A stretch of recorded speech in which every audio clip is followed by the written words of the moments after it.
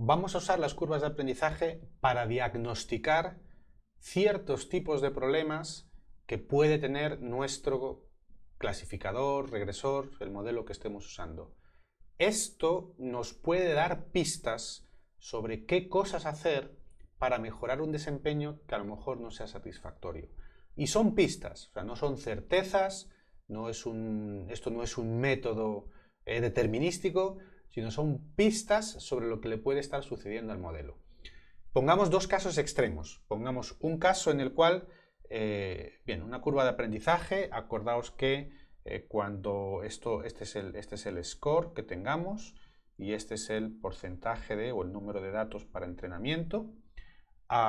Cuanto más abajo es mejor, ¿no? 0 y más 1 y lo que sea, ¿no? Entonces, lo ideal, lo que nos gustaría, era una curva de aprendizaje de este estilo, en entrenamiento. Bueno, ya los pinto todos del mismo color por agilidad, pero bueno, normalmente la que pinto más cerca del suelo, más cerca del 0, más cerca de lo que nos gustaría, suele ser la de aprendizaje, y la que pinto más por arriba es la de test, ¿no? Suele ser la de entrenamiento y es la de test, ¿no? Entonces nos gustaría, en realidad a nosotros siempre nos gustaría tener algo de este estilo, en el cual al final tenemos una capacidad de generalización en el sentido de que los datos de test nos generan un buen desempeño, ¿no?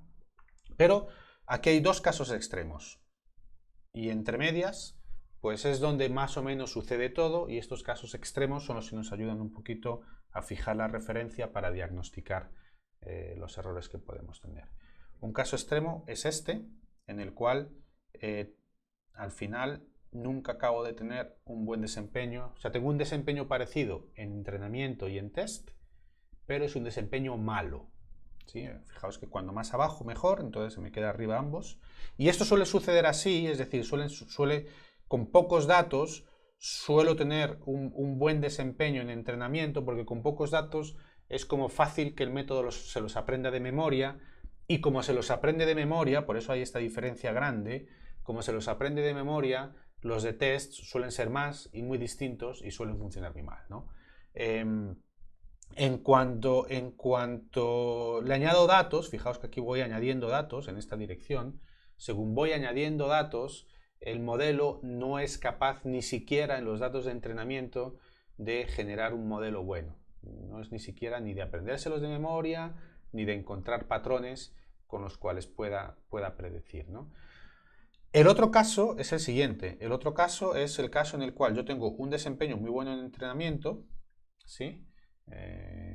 Fijaos que siempre empiezo casi en el mejor acierto, asumiendo que con muy poquitos datos el método en entrenamiento se los puede aprender de memoria los datos, y en test sigo sin tener, o a lo mejor tengo algún tipo de mejora, pero una mejora muy pequeñita. Es decir, tengo una diferencia importante entre entrenamiento y test, siempre con un test con un buen desempeño, con un entrenamiento con un buen desempeño y un test con un mal desempeño.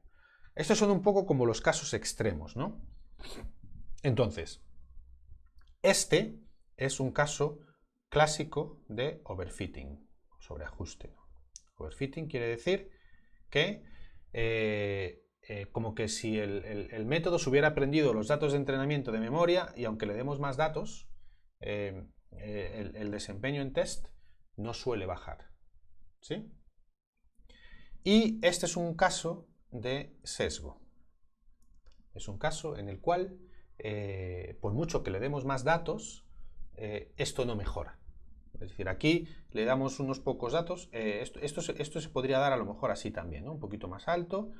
Le hemos dado datos, se ha estabilizado un poco y aún así hay una diferencia importante, ¿no? Estos son los dos casos más extremos, ¿no? Que de manera general, ¿qué es lo que provoca cada uno de estos casos, ¿no? Bien, este caso suele tener dos tipos de causas. No sabemos, en general, es difícil distinguir cuál de ellas dos, ¿no? Pero esto suele tener dos tipos de causas. O que el modelo que tenemos es demasiado sencillo, ¿sí? Acordaos cuando hacíamos los árboles de decisión o los random forest, que había un parámetro que era la profundidad máxima. Cuando ampliábamos ese parámetro nos daba fronteras mucho más detalladas. Cuando ese parámetro era más pequeño, teníamos fronteras menos detalladas, es decir, la complejidad del modelo aumentaba según aumentábamos el max depth o un support vector machine. El parámetro gamma, cuando aumenta el parámetro gamma de un support vector machine, el modelo es más complejo. Cuando disminuye, el modelo es más sencillo, ¿no? Un logistic regression o una regresión lineal es un modelo que no tiene parámetros. Bueno, puede tener un parámetro de regularización, pero bueno, parámetros básicos no tiene. Es un modelo que es muy sencillo. Una red neuronal con más neuronas es más compleja que una red neuronal con menos neuronas, ¿no? Entonces, cuando tenemos sesgo, bias, suele ser o porque el modelo es demasiado sencillo o porque mis datos están naturalmente muy mezclados, ¿no?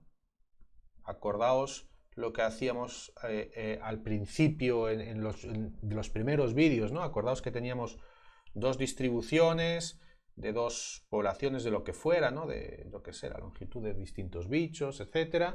Y hay una mezcla natural de los datos, es decir, si esto sería el mejor clasificador posible, pero estaríamos cometiendo un error. Esto sería la clase A, B, todo lo que hay aquí lo clasificaríamos como B, con lo cual todos estos los clasificaríamos como B también, pero estaríamos cometiendo un error. Ese error viene de que hay una mezcla natural de los datos. Nosotros no vamos a poder mejorar ese error solamente usando, si esto es la anchura, por ejemplo, el tamaño, la anchura, lo que sea, de unos bichos que estamos midiendo y queremos predecir qué clase es, etcétera, qué especie. Mirando solamente la anchura, tenemos esa mezcla natural. Cuando nosotros tenemos una curva de aprendizaje de este estilo, nosotros no sabemos cuál de estos, normalmente es una de estas dos causas, la que está provocando este bias, este sesgo grande que tengo. A priori no sabemos distinguir cuál de las dos es, pero por lo menos sabemos que es alguna de esas dos.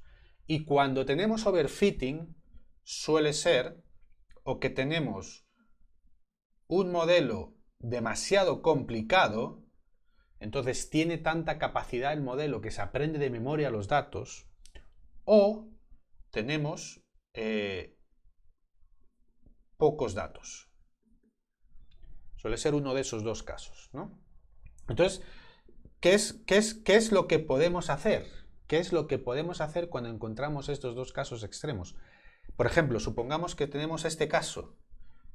¿Qué me es más fácil hacer? Y yo no sé cuál de estos dos problemas son los cuales que está causando esta situación de sesgo alto, ¿no? Yo no sé cuáles de estos dos, pero entonces a mí me gustaría hacer algo para tratar de corregir este error.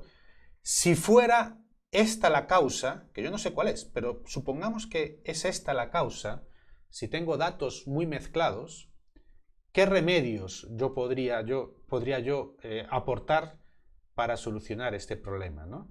Y os pongo el caso que acabamos de ver, ¿no? Son datos muy mezclados.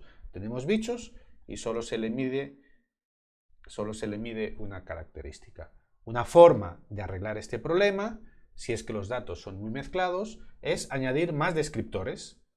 La altura, bueno, otro tipo de la altura de los bichos. Entonces ya tendríamos unas dos distribuciones en dos dimensiones, anchura, altura, y tendríamos a lo mejor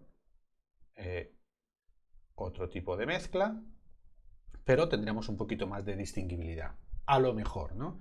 Es decir, una manera de solucionar este problema es añadir más columnas, más descriptores, ¿no? Listo. Si el problema fuera este, ¿qué opciones tengo yo para solucionar ese problema? Bueno, pues el modelo es demasiado sencillo, pues escojo un modelo más complejo. Si tengo un árbol de decisión, pues le incremento el max depth. Si tengo un support vector machine, le incremento el gamma. Si tengo un regresor lineal, que no tengo parámetros, pues lo cambio y uso a lo mejor un support vector machine con no sé qué gama. Si tengo una red neuronal, pues le pongo más capas, más neuronas, ¿sí?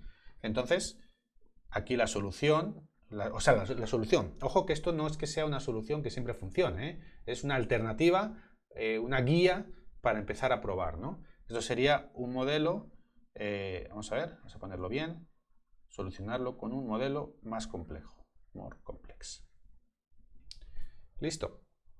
Entonces, hagamos el mismo razonamiento si uno está en el otro caso, ¿no? Si yo estoy en este caso, ponerlo bien con el colorín, si yo estoy en este caso, ¿qué podría hacer para arreglar esto? Pues si tengo pocos datos, pues más datos, more data.